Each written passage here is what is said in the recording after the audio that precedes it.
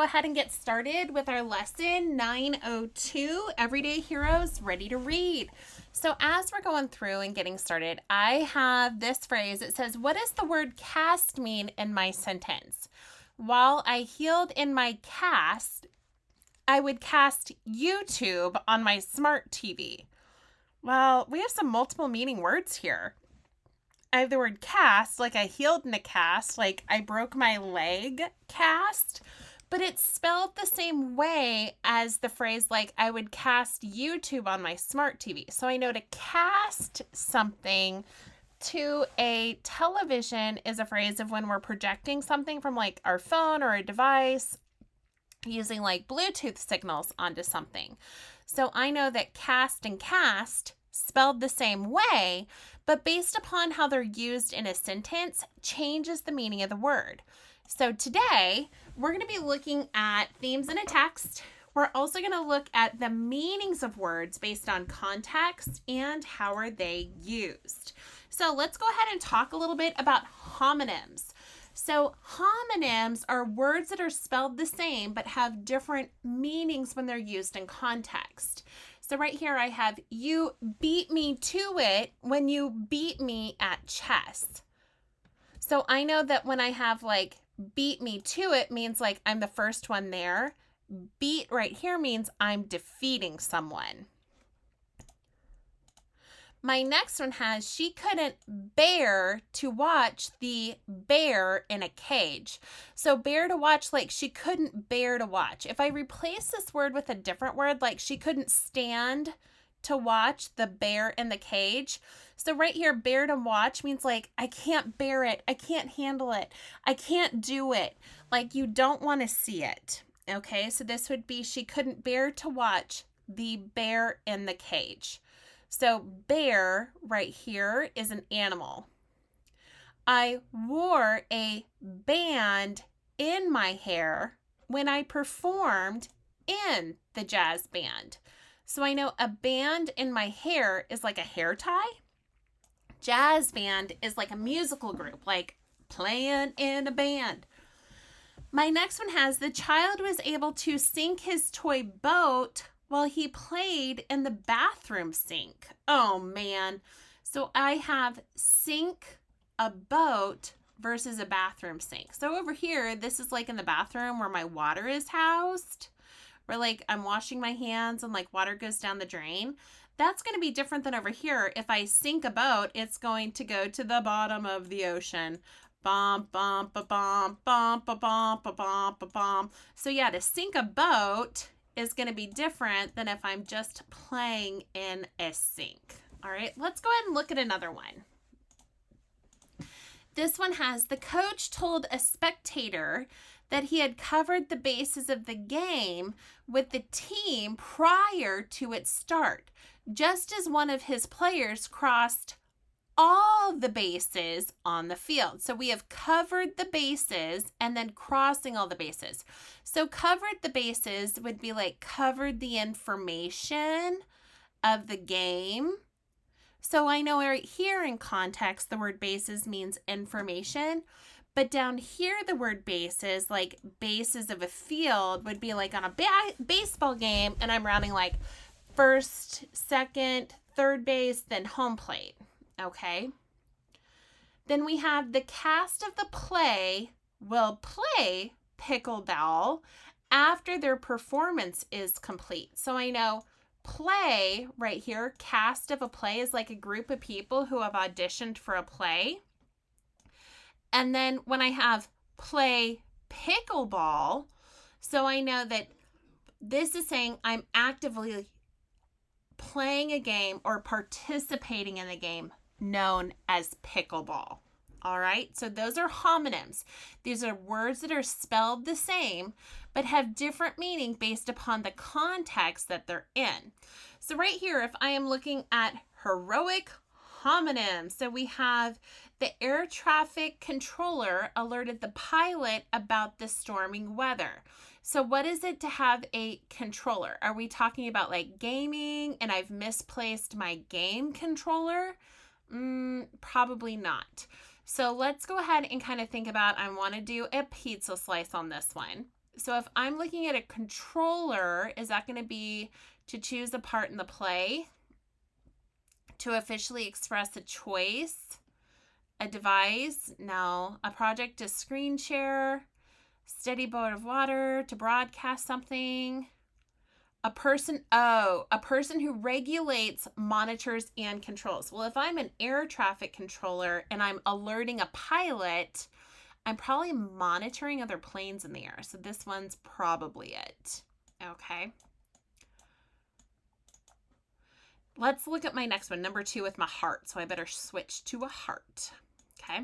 So it says, Isley misplaced the game controller. This is different than this controller. This is talking about gaming. Oh, so this would probably be this one. The device used to control a video game. Yup. Makes sense to me. Let's go to my next one, my apple.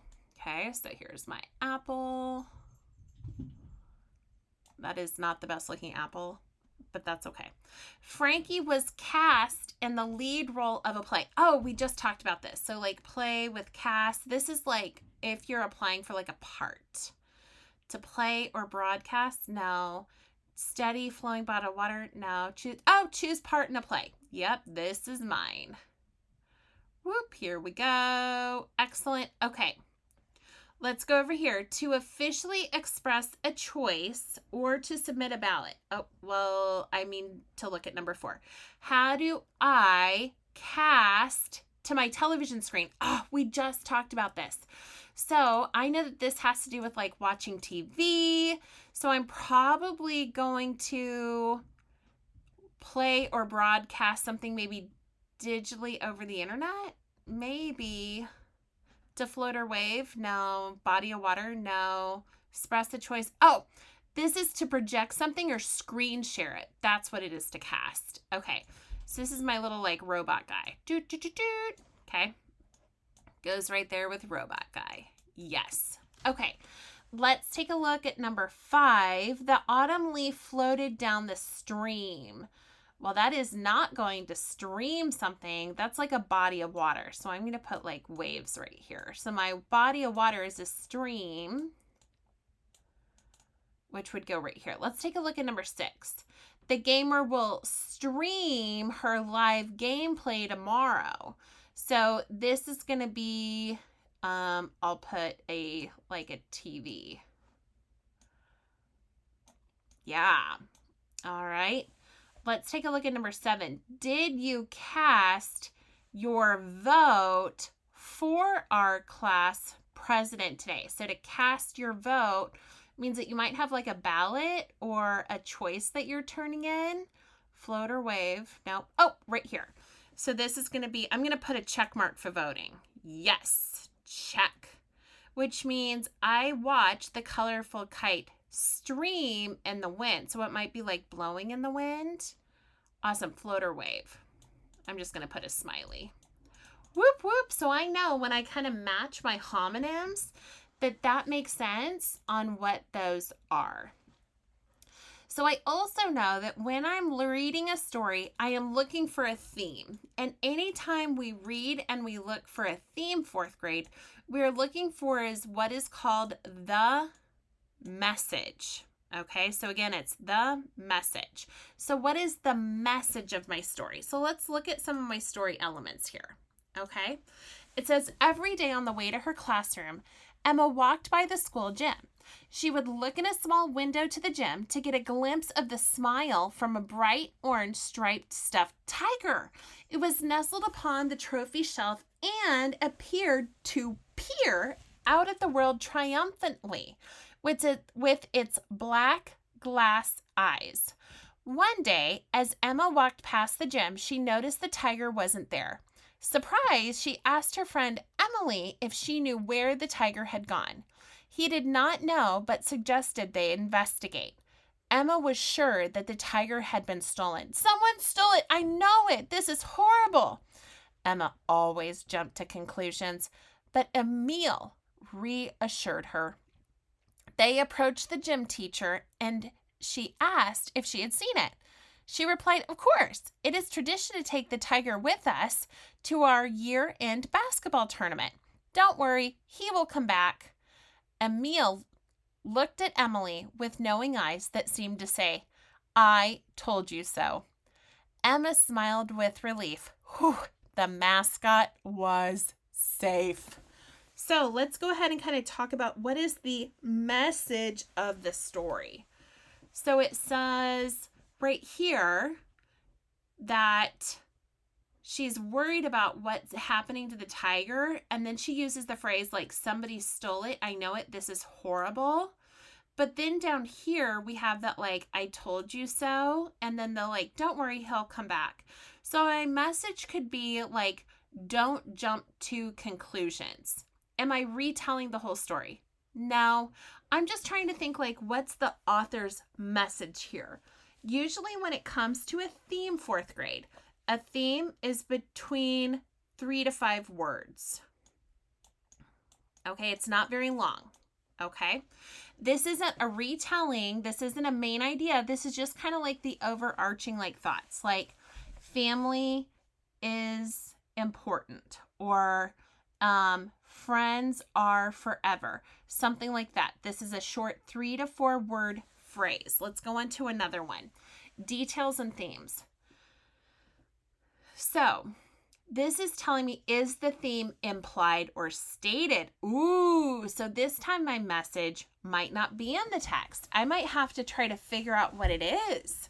That's an implied theme when the message is there, but I'm not sure. This says, Rena was a cute bunny that lived in the woods on her own.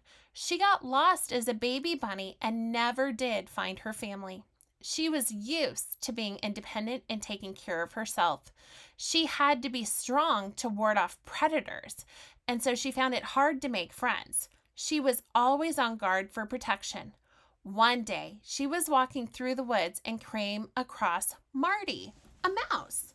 Marty was alone too, and he was in search of a friend. Hi there, I am Marty. What is your name? Do you want to be my friend?